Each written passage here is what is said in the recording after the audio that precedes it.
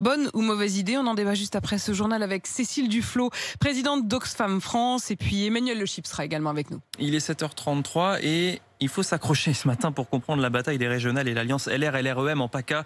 Les Républicains ont comme prévu régler leur compte. Hier, ils soutiennent finalement Renaud Muselier pour faire barrage au Rassemblement national. Mais ils précisent qu'il n'y aura pas de marcheurs sur leur liste, alors que le gouvernement dit le contraire et parle bien d'une alliance régionale.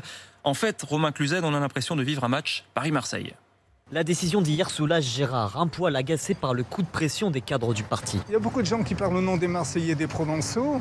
Et à mon avis, les seuls qui sont aptes de parler de la Provence, c'est ceux qui y résident. Les psychoses parisiennes, c'est un petit peu gênant quand même. À tel point qu'Hélène s'interroge pour les futures élections, pas certaine de suivre aveuglément les Républicains. Ça peut me faire changer d'avis. Que Paris puisse juger la décision de Muselier, mais ça me surprend et ça me révolte un peu. En attendant, on ne parle pas du fond, s'agace Daniel. Il n'y a que des discussions politiciennes, il n'y a pas de réflexion sur la politique régionale. Moi, ça me gêne beaucoup. Revenir aux idées, faire campagne enfin après 3 jours de crise, ce n'est pas ça qui va fragiliser Renaud Muselier, veut croire Nathan, représentant des jeunes LR dans les Bouches-du-Rhône. C'est pas une campagne classique, mais c'est vrai que je pense que les gens feront la part des choses et comprendront là, notamment avec le soutien des Républicains, que les Républicains sont derrière.